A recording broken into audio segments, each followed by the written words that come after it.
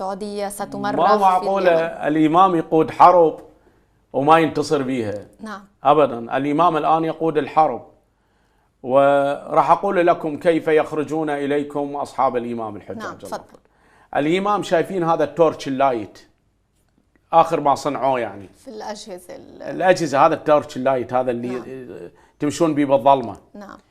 فآخر ما صنعه علماء الإمام هذا التورش، بعدهم يعني كملوه. هذا بشرى لكم يعني حتى تمنون ايش قد احنا نقدر نقاتل. نعم. هذه الطائرة من تصعد مجرد أن يوجه يطلع من عنده شعاع ليزري. نعم. إلى الطائرة يسقطها في الجو. شعاع ليزر قادر على أن يسقط الطائرة في كل الجو. جندي عند الإمام عنده هذا التورش يسقطها في الجو، يمنع عنها يعني الاتصال فيكون الطيار أعمى فيسقط الطائرة في الجو أو يحرق شنو خزان الوقود. أقسم بالله قد جرب قبل 7 أيام. وهيدا الليزر هالقد مطور انه قادر يوصل هالابعاد. اسمعوني طبعا نعم القدرة الإلهية فائقة. قد جرب قبل 7 أيام. من 7 أيام حضرتك يعني مدرك؟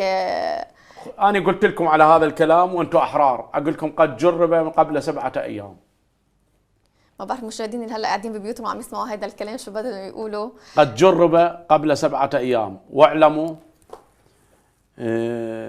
ستجدون أشياء تفاجئكم. ستحرق الدبابة وهي واقفة مجرد بهذا. كان هو كمبيوتر فطوره لأنه صعوبة حمله نعم. للجندي. صارت أجهزة بتقدر أن تنحمل محمولة. نعم، كان قبل 4 سنين أو 5 سنين كان كمبيوتر فطوره، يعني اللي هو صار لايت. نعم. هذا اللايت اللي خفيف على الحمل، بشاشة صغيرة اللايت، بس توجهها بإيدك هيجي يعطي رأسا يتصل بالطائرة قبل بالذبذبة مال الطائرة، تطلع الشاشة صغيرة، الشاشة مالتها الكبرى. يعني هيدا السلاح من أسلحة، من أخطر الأسلحة. ما بتظن فالرشوف أمريكا وعلمها وين يصير. الرشوف أمريكا وعلمها وين يصير وتفر عنها.